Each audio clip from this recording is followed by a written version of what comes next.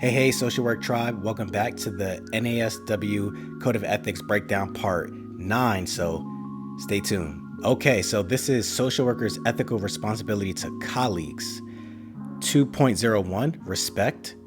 A, social workers should treat colleagues with respect and should represent accurately and fairly the qualifications, views, and obligations of colleagues. So, just treat them with respect, being, fair and just overall a good team player. B, social workers should avoid unwarranted negative criticism of colleagues in verbal, written, and electronic communications with clients or with other professionals. Unwarranted negative criticism may include demeaning comments that refer to colleagues' level of competence or to individuals' attributes such as race, ethnicity, national origin, color, sex, sexual orientation, gender, identity or expression, age, marital status, political belief, religion, immigration status, and mental or physical ability. So essentially, again, 2.01 is about respect. Respect our colleagues, and we don't want to talk behind our colleagues' back and kind of downplay them essentially. And also where it says right here, going back to the first sentence of social workers should avoid the unwarranted negative criticism of colleagues in verbal, written, and electronic communication with clients or other professionals. Notice when they say with clients. So if we get a question on an exam that's speaking to, a client is speaking, negatively about a coworker, we don't want to just kind of side with them and be like, yeah, that coworker is really not that great and stuff like that. Yeah, they're late often, and we don't want to essentially throw them under the bus, especially when we're only getting one side of the story, one side of the perspective from the client. We want to get that perspective from the colleague as well. So again, we don't want to just go with the colleague. We can, just kind of say, all right, thank you for bringing it to our attention. We'll discuss it with that colleague and get their perspective on it. We don't just want to just throw our colleague under the bus. See, social workers should cooperate with social work colleagues and with colleagues of other professions when such cooperation serves the well-being of clients. So, depending on what it is, we're going to have to possibly work with other professionals, right?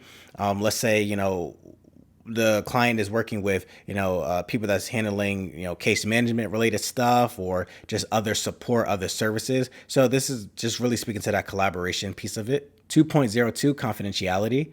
Social workers should respect confidential information shared by colleagues in the course of their professional relationships and transactions. Social workers should ensure that such colleagues understand social workers' obligation to respect confidentiality and any exceptions related to it. So essentially, they're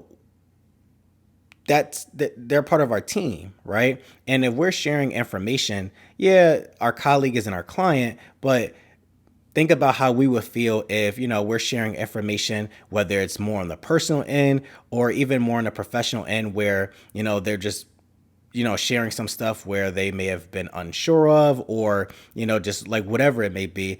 And if they're, telling our business to someone else, respect our colleagues. And then also the limitations of it, right? Because depending on what it is, just like whether it's clients or anyone for that matter, we do have limits on what we can keep confidential. 2.03, interdisciplinary collaboration. A, social workers who are members of an interdisciplinary team should participate in and contribute to decisions that affect the well-being of clients by drawing on the perspectives, values, and experiences of the social work profession.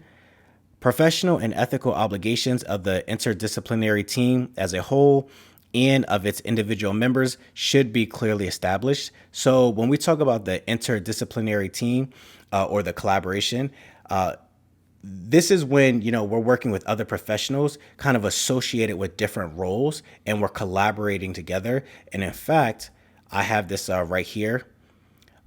What is interdisciplinary collaboration?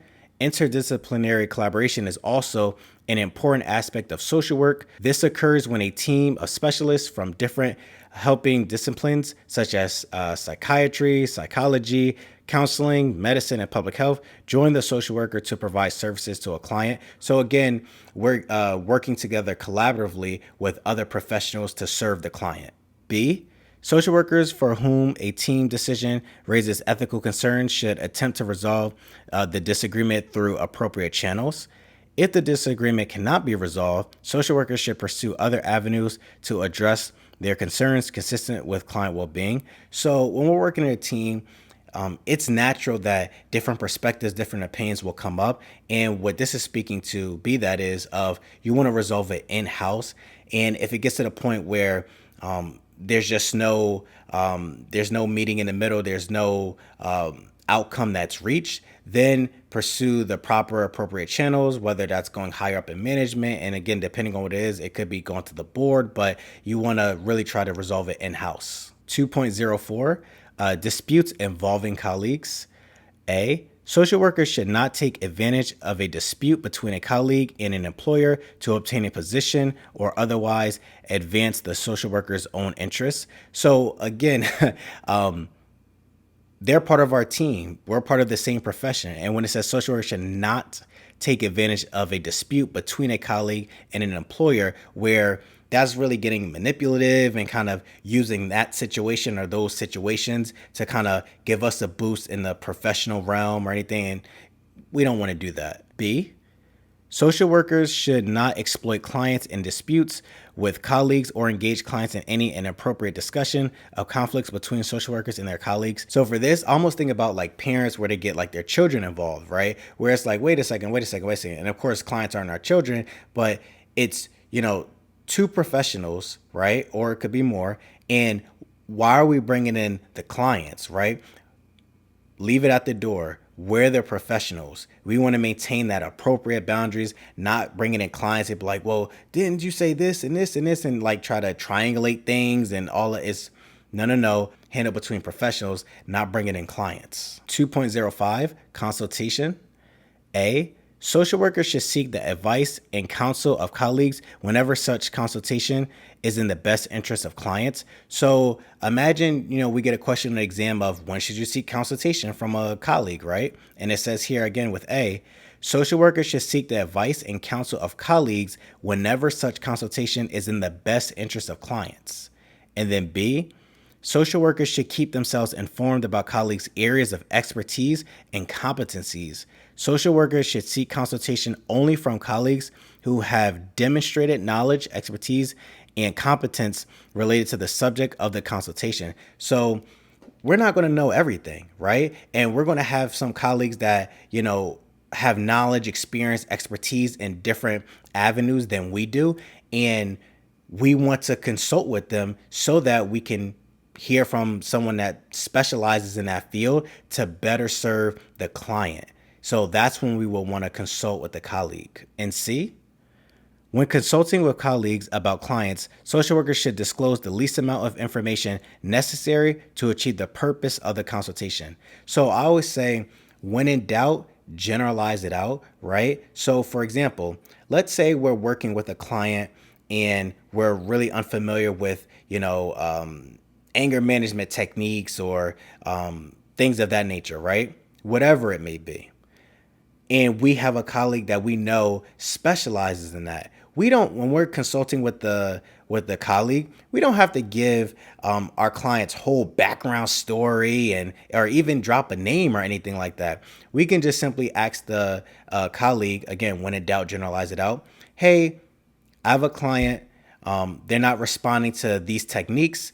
And I know you specialize in working with teenagers or, whatever it may be. As far as anger issues go with the skills and everything, what are your suggestions? And they can help give us the proper feedback and guidance. And notice how we didn't have to give them the whole background story or even their name for that matter. So again, when in doubt, generalize it out. And we always want to protect our client's confidentiality because above all, we have the client's best interest at heart. 2.06, sexual relationships.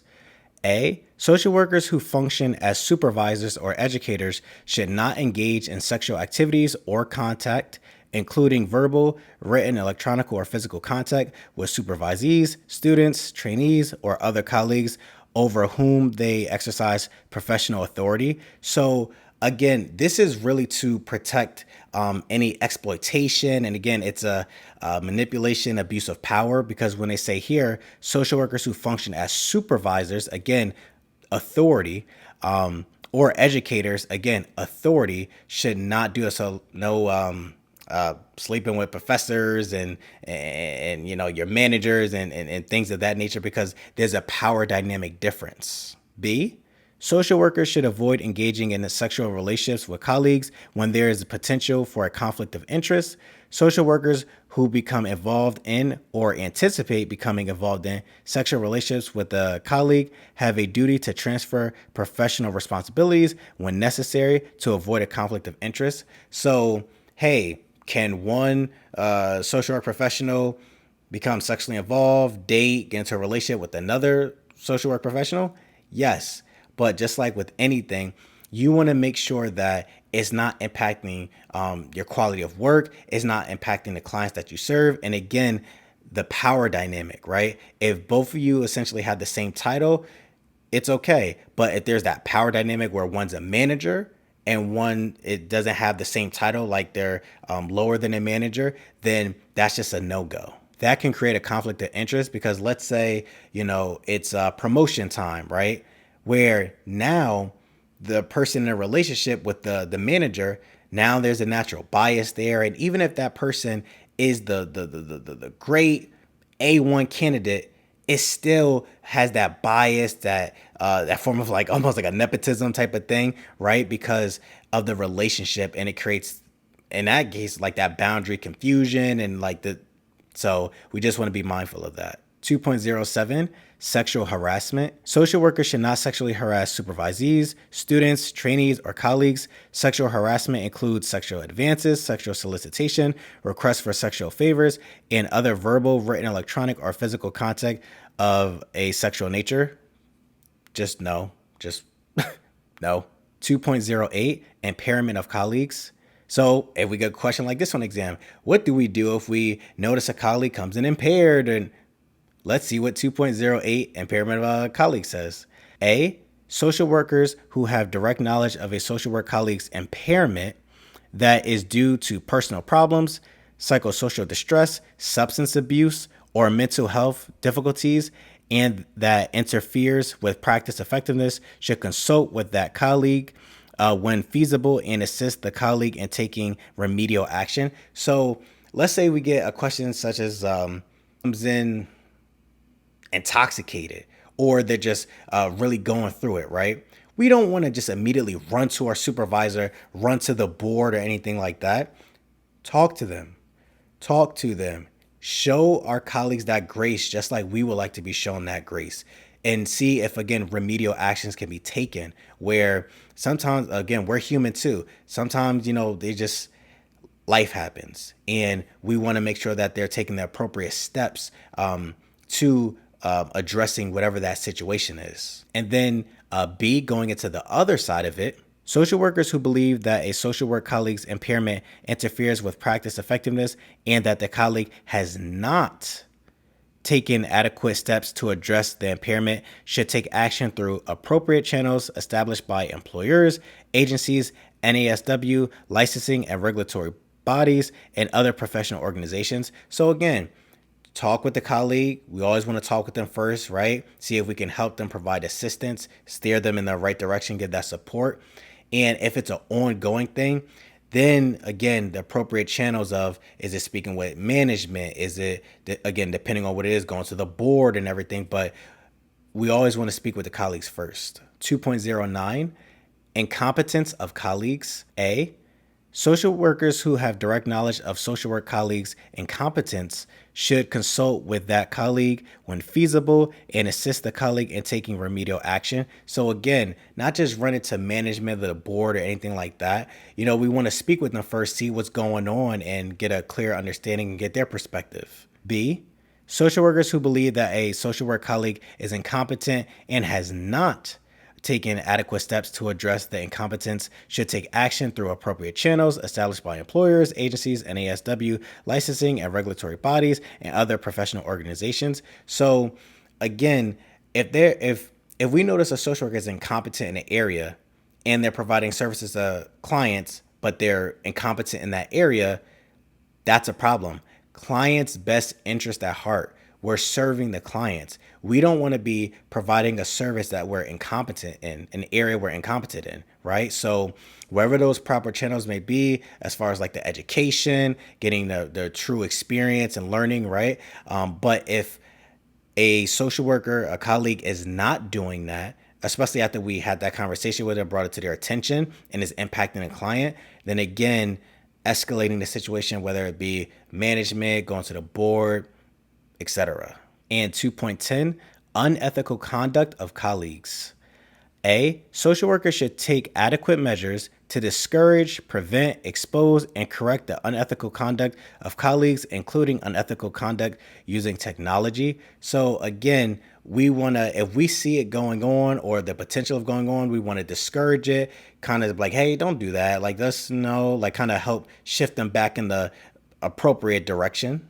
B, social workers should be knowledgeable about established policies and procedures for handling concerns about colleagues' unethical behavior. Social workers should be familiar with national, state, and local procedures for handling ethics complaints. These include policies and procedures created by NASW, licensing and regulatory bodies, employers, agencies, and other professional organizations. So this is saying we should have a level of understanding, familiarity with how to address these issues. And of course, it's going to vary depending on exactly what ethical issue it may be, right? And again, if we work for an organization, an agency, they have policies within their policy book of how to proceed and how to address these things and going through their appropriate channels. C, social workers who believe that a colleague has acted unethically should seek resolution by discussing their concerns with the colleague when feasible and when such discussion is likely to be productive. So again, depending on what it is, we don't want to just run to management, run to the board or anything like that. Talk with the colleague, give them that grace, get their perspective of what's going on. Just like we will want that grace to hear our perspective and, see what's going on. And as it stated here, it could have a productive outcome. D, when necessary, social workers who believe that a colleague has acted unethically should take action through appropriate formal channels, such as contacting a state licensing board or regulatory body, the NASW National Ethics Committee, or other professional ethics committees. So again, depending on what it is, it may need to be escalated to that level. And E, social workers should defend and assist colleagues who are unjustly charged with unethical conduct. So, again, they're part of our profession, right? They're part of our team of social work. We want to defend them. We don't want to just be like, oh, well, you've been accused of that. Well, I guess you're just on your own. It's like, treat others how we would like to be treated. And, we're a social work team. So we definitely want to have our colleagues back and defend and assist them during these unjustly charges against them. Okay, Social Work Tribe, thank you for watching. That was the NASW Code of Ethics Breakdown Part 9 of the series, and there's more to come, so stay tuned. As always, don't forget to like, comment, and subscribe, and again, tell a social work friend because we don't want to be licensed by ourselves. All right, Tribe, I'll see you next video. Bye.